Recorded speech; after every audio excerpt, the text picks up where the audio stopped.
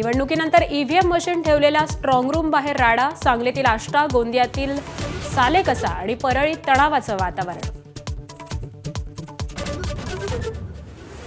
जिल्हा परिषदांपूर्वी महापालिकेच्या निवडणुका घेण्यासाठी निवडणूक आयोगाच्या हालचाली. आज होणाऱ्या बैठकीला सर्व पालिका आयुक्त हजेरी लावणार. आरक्षण मर्यादा ओलांडल्यानं मिनी विधानसभांच्या कार्यक्रमात बदलाचे संकेत. 21 डिसेंबरपर्यंतच्या आचारसंहितेमुळे हिवाळी अधिवेशन केवळ 1 आठवड्याचं. पुरेसं कामकाज होणार नसल्यानं विरोधक आक्रमक. तर अधिवेशनामध्ये विरोधी पक्षनेतेपद जाहीर करा, भास्कर जाधवांची मागणी. अधिवेशनाच्या पहिल्याच दिवशी राज्य निवडणूक आयुक्तांवरती महाभियोग आणणार. काँग्रेस आक्रमक. नगरपालिका नगरपंचायतीचे निकाल लांबल्यानं सरकारला मतपेट्यांमध्ये घोळ करण्याची संधी असल्याचा गंभीर आरोप.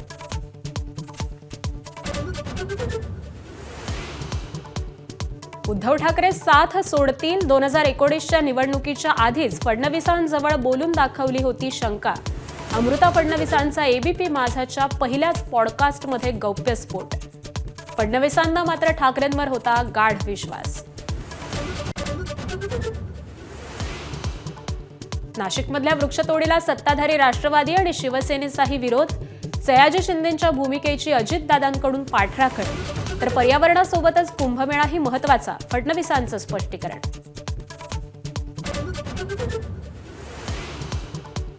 पुण्यातल्या मुंढवा जमीन गैरव्यवहार प्रकरणात मुख्य सूत्रधार शीतल तेजवानीला अटक.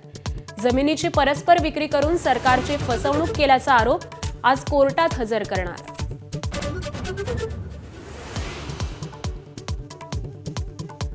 रशियाचे राष्ट्राध्यक्ष व्लादिमीर पुतीन आजपासून 2 दिवसीय भारत दौऱ्यावर. पुतीन यांच्यासह रशियाचे अनेक महत्त्वाचे मंत्रीही भारतात येणार.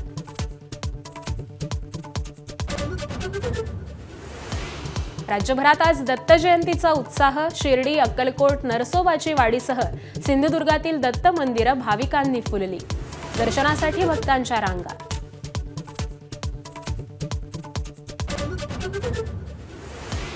रायपूर वनडेमध्ये दक्षिण आफ्रिकेचा भारतावर 4 गडी राखून विजय. 359 धावांचं आव्हानही सहज केलं पार. विराट आणि ऋतुराजच्या शतकावर मार्करामचं शतक पडलं भारी.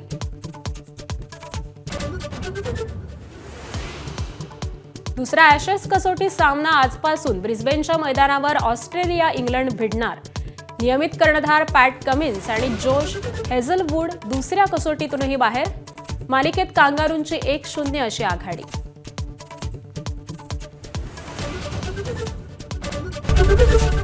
एबीपी माझा, उघडा डोळे बघा नीट.